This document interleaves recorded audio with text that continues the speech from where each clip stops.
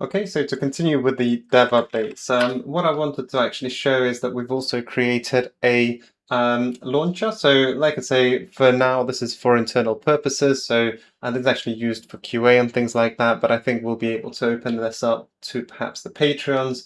And essentially when we start going live towards the end of this year, maybe it'll be a closed beta or something. So perhaps we'll only have a player cap of maybe a couple of hundred or something. That's kind of the scale that we're looking at the moment.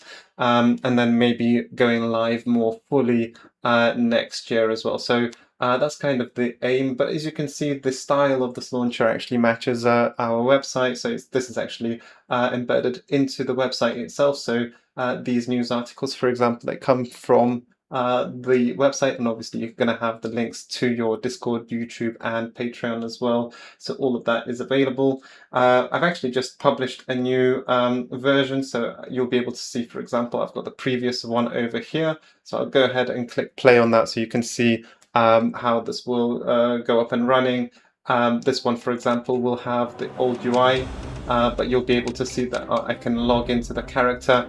What I'm actually going to do is I'll go ahead and start syncing the new version so you can see how this will kind of work. I'm using a bit of an S3 sync here. I'll keep it relatively simple. But anyway, I'm going to go ahead and wait for this to download, and then I'll go ahead and show what we've got right now.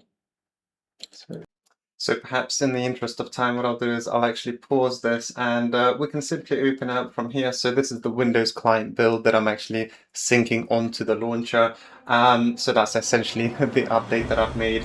And what you can first of all see is that we're modifying a lot of the UI components. So straight away, you can see that the login screen is a bit different. So what I'll do is I'll go ahead and log into one of these characters. As probably evident, we've got a couple of changes with the menu. So one of the things you might hear is that, for example, I added footsteps and things like that. So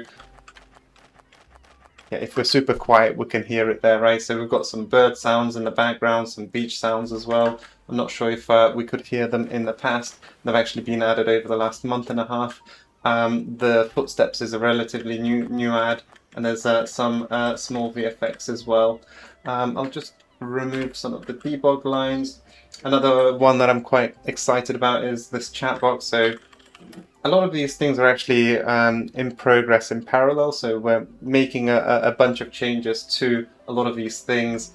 So none of it is really finished right now. We're trying to sort of make a lot of updates quite wide, but obviously to get it all started and ready for the release towards the end of this year, right? So like I say, it's not going to be a finished product, but we're just trying to really fine tune it to some extent.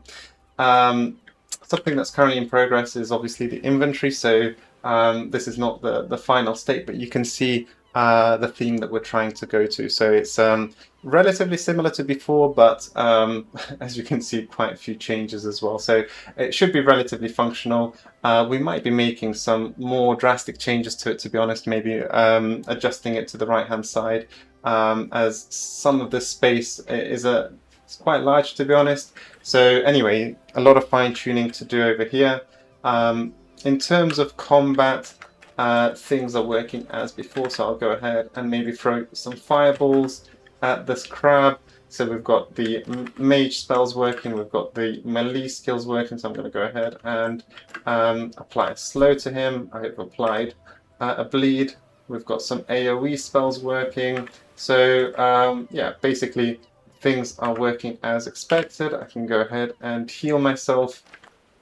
The mount, we've put a really basic implementation in, so this is by no means finished, right? There's a lot of visual bugs still present, but you can see the direction that we're trying to get to, right? So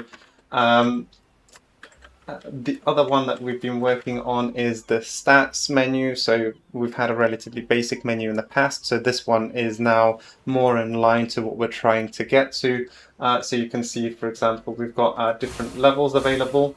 When you level up the specific class, you actually get these let's call them orbs, right? So these orbs, they correlate to the talents and the skills that you can apply. So we haven't finished making modifications to the talents window, so that'll be one of the widgets that we will be overhauling fairly soon. But over here, this is all of the talents as well as the skills that we'll be able to learn, and you'll need these orbs in order to apply points to them and actually get them, right?